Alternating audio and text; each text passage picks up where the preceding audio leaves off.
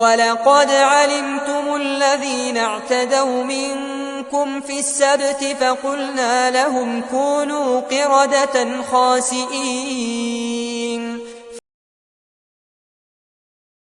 اور یقیناً تم ان لوگوں کو جانتے ہو جنہوں نے تم میں سے ہفتے کے دن اللہ کا حکم توڑا تھا، پس ہم نے ان سے کہا کہ تم ذلیل و خوار بندر بن جاؤ۔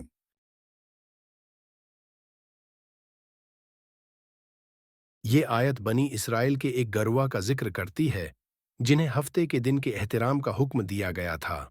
اس دن انہیں ہر قسم کا کام اور شکار کرنے سے منع کیا گیا تھا، لیکن بنی اسرائیل نے اس حکم کی خلاف ورزی کی اور مختلف حیلوں بہانوں سے ہفتے کے دن مچھلی کا شکار کیا۔ ان کی اس نافرمانی کے نتیجے میں اللہ تعالیٰ نے انہیں سزا کے طور پر بندر بنا دیا تاکہ ان کے لیے عبرت کا نشان بن جائیں۔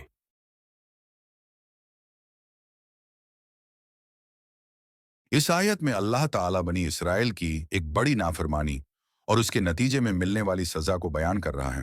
ہفتے کا دن ان کے لیے عبادت اور آرام کے لیے مقرر کیا گیا تھا، اور اس دن کسی بھی قسم کا کام کرنے سے منع کیا گیا تھا، لیکن کچھ لوگوں نے اللہ کے حکم کو توڑتے ہوئے ہفتے کے دن مچھلی کا شکار کیا۔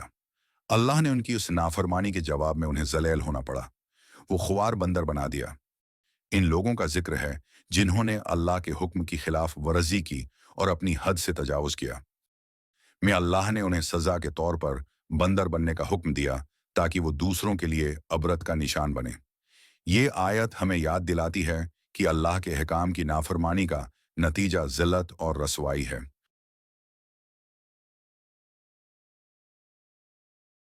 اللہ کے احکام کا احترام۔ اللہ نے اپنے بندوں کو اپنے احکام کی پیروی کا حکم دیا ہے، اور اس کی نافرمانی سنگین نتائج کا باعث بنتی ہے۔ اللہ کی گرفت۔ یہ آیت ہمیں اللہ کی قدرت اور اس کی سختی کا احساس دلاتی ہے کہ وہ نافرمانی کو معاف نہیں کرتا بلکہ عبرتناک سزا دیتا ہے۔ عبرت کا نشان۔ بنی اسرائیل کی سزا کو ایک مثال بنا دیا گیا تاکہ دوسرے لوگ اس سے سبق لیں اور اللہ کے احکام کی پیروی کریں۔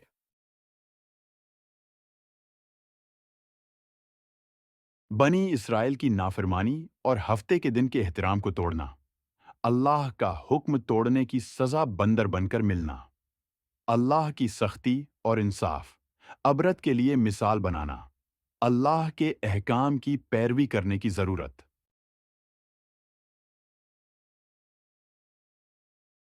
استاد اور طالب علم۔ جیسے ایک استاد اپنے طالب علموں کو ایک خاص دن کے اصولوں پر عمل کرنے کا حکم دے اور جو اس حکم کو توڑے اسے سزا دے، جیسے بنی اسرائیل کو ہفتے کے دن کے احترام کا حکم دیا گیا تھا۔ ملازم اور قواعد۔ جیسے ایک کمپنی اپنے ملازمین کو ہفتے کے دن کام سے روکے اور جو ملازم اس اصول کو توڑے اسے معطل کر دے۔ اللہ نے بھی بنی اسرائیل کو ہفتے کے دن کام سے روکا تھا۔ سکول کا قانون۔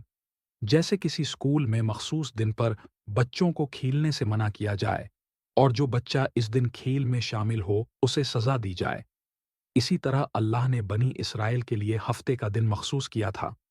خاندان کے اصول۔ جیسے ایک خاندان میں ایک دن مخصوص ہو کہ سب آرام کریں اور جو اس اصول کو توڑے اسے سرزنش کی جائے، اللہ نے بھی اپنے بندوں کو ہفتے کے دن عبادت کی طرف متوجہ کیا تھا۔ ڈاکٹر کی ہدایت۔ جیسے ڈاکٹر کسی مریض کو کہے کہ مخصوص دن پر اسے دوا نہ لے اور مریض اس دن دوا لے تو اس کا نقصان ہو۔ بنی اسرائیل کو بھی حکم تھا کہ ہفتے کے دن کام نہ کریں۔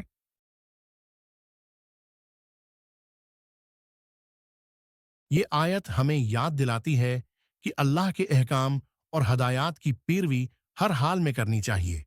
آج کی زندگی میں بھی اگر ہم اللہ کے احکام کو نظر انداز کریں اور اپنے طریقوں سے اس کے احکام میں تبدیلی کریں تو اس کا انجام نقصان اور رسوائی کے سوا کچھ نہیں۔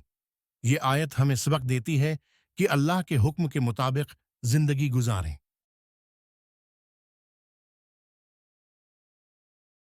اللہ کے احکام کی پابندی کریں اور اس میں تبدیلی یا تخلف سے بچیں۔ نافرمانی کا انجام ہمیشہ برا ہوتا ہے۔ اللہ کے احکام کو سنجیدگی سے لینا چاہیے، ورنہ اللہ کی پکڑ سے بچنا ممکن نہیں۔ اللہ کی سزا سے سبق حاصل کریں اور اس کی رحمت کی امید رکھیں۔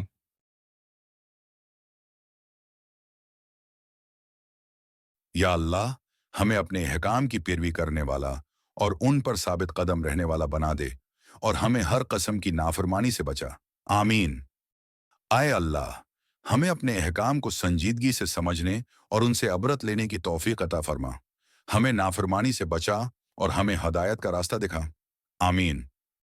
या रब्बिल आलमीन, हमें हर नाफरमानी और तेरे अहकाम की खिलाफ वर्जी से महफूज रख। हमें अपने करीब कर और अपनी रजा के मुताबिक जिंदगी गुजारने की तौफीक दे। आमीन।